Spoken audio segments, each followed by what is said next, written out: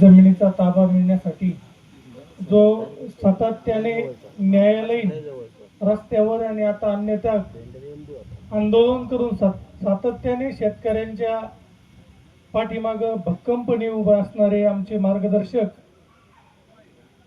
सन्माननीय कायदेतज्ञ ॲडव्होकेट अजितदादा काळे साहेब, शेतकरी संघटनेचे लक्ष्मण दादा ओढले, त्याचबरोबर व्यासपीठावर अन्नत्याग आंदोलनासाठी आंदोलन करत असणाऱ्या आमच्या माय मावल्या माता भगिनी, तसेच आमचे सचिन भाऊ, तसेच त्यांना समर्थन देण्यासाठी समोर उपस्थित असणाऱ्या आमच्या माता भगिनी, शेतकरी मायबाप बंधू भगिनींनो, आज 15 ऑगस्ट भाषणाची सुरुवात करताना आणि आजचा दिवस साजरा करत असताना पूर्ण देशामध्ये अतिशय हर्ष उल्हास आहे.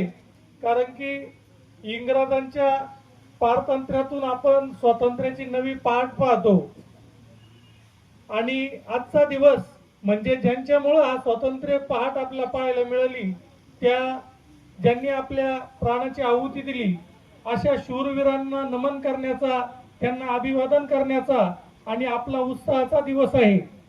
त्यात तर आपण सहभागी झालोच, परंतु आजच्या आंदोलनाचं पाहिलं तर खऱ्या अर्थाने आपल्याला आणि शेतकऱ्याला स्वातंत्र्य मिळालेलं आहे का? तर त्याचं उत्तर 100% नाही असंच येतं. कारण की इंग्रजांनी ताब्यात घेतलेल्या जमिनी 107 वर्षापूर्वी आणि आज आपण स्वातंत्र्याचा 80वा वर्धापन दिन साजरा करतोय. 80 वर्षामध्ये गोरे इंग्रज जाऊन 80 वर्ष झाले, परंतु त्यांच्या ज्या मागे काही पिलावळी राहिलेले काळे इंग्रज, ते मात्र आपल्याला अजूनही आपला हक्क आणि न्याय देत नाही. म्हणून अजितदादा काळे साहेब असल, आमच्या माता भगिनी असल, यांना टोकाचं उपोषण करावं लागतं. न्यायालयाचा आदेश सुद्धा हे सरकार मानायला तयार नाही. म्हणूनच आणि ही जी परिस्थिती आहे, इंग्रजाच्या काळात सुद्धा स्वतंत्र भारत जर म्हणलं, लोकशाही म्हणलं, तर न्यायालयाचा आदर झाला पाहिजे. परंतु हे लोक न्यायालयाचा आदर करत नाही, जनभावनेचा आदर करत नाही. आपल्या बापाचा सातबारा डोळा मात्र त्यांना त्यांच्या कंपनीला जमिनी द्यायच्या, त्याच्यात मलिदा खायचा, माझं ते माझं, तुझं ते माझं. याच्यात काळामेर काहीतरी आहे. याच्यात आपण डोळ्यात तेल घालून आणि अजितदादा काळे सारख्या प्रामाणिक माणसाच्या पाठीमागे उभा राहिलं पाहिजे. ह्या ज्या जमिनी आहे त्या तर द्यायच्याच आहेच, पण त्याच्यात काय मलिदा खाता येईल, त्या कोणत्या कंपनीला देता येईल, त्या कंपन्या कशा आपल्या पाहुण्याच्याच असतील, याचा विचार करून आपल्याला काय फायदा होईल. कारण की हे फायद्याशिवाय काहीही काम करत नाही. हे सरकार असो, आजची व्यवस्था असो, याच्यात शेतकरी संघटना असेल, जे विधायक दृष्टीने काम करणारे लोक सोडून हे सर्व कमिशन एजंट आहे. परंतु आज जर आपण विचार केला, अजितदादा काळे साहेब 107 वर्षापासून म्हणजे इंग्रजांनी अन्याय केला, आपले काळे इंग्रजही अन्याय करत होते. आज 80 वर्षामध्ये किती आमदार, खासदार झाले, मंत्री झाले, आपल्या जीवावर मोठे झाले.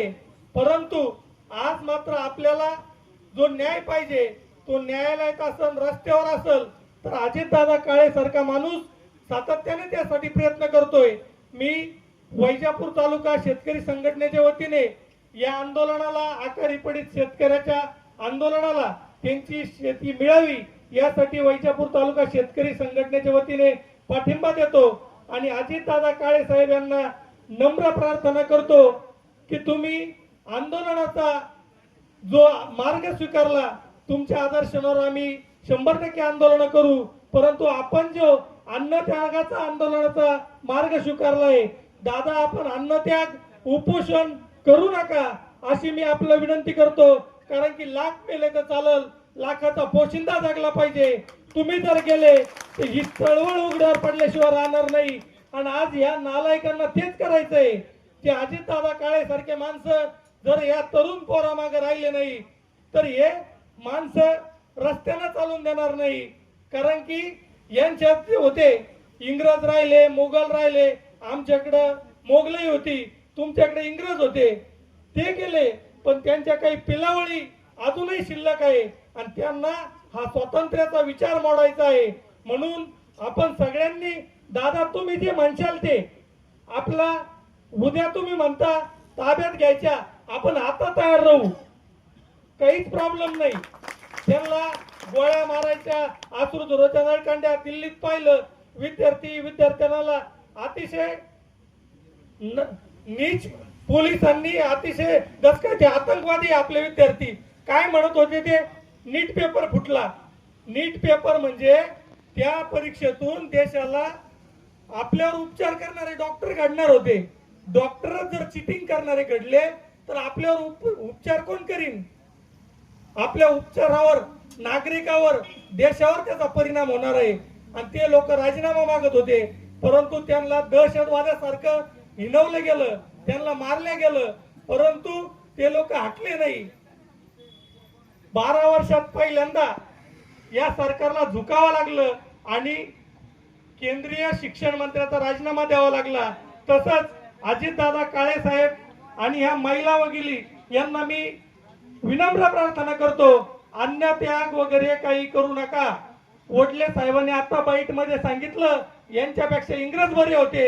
इंग्रज निदान महात्मा गांधीचं उपोषण चालू झाल्यावर त्याच्या आस्थेने विचारपूस करत होते, पण हे नालायक एवढा मोठा विधितज्ञ ज्या महाराष्ट्रामध्ये जे मान्यता प्राप्त विधितज्ञ आहे त्या 4-5 लोकांमध्ये याची गणना होती. त्या माणसाला एक साधा तहसीलदार येतो, परंतु हे सरकार विचारायला तयार नाही. अशा वेळेस आपली लढाई आपण लढलं पाहिजे. आपण अजितदादांना विनंती केली पाहिजे, तुम्ही रस्त्यावर तर सांगा, जमीन ताब्यात घ्यायची सांगा, यांना कपडे काढून मारायचं सांगा, पण स्वतः तुम्ही आम्हाला पाहिजे. तुम्ही अन्नदाग वगैरे काही करू नका.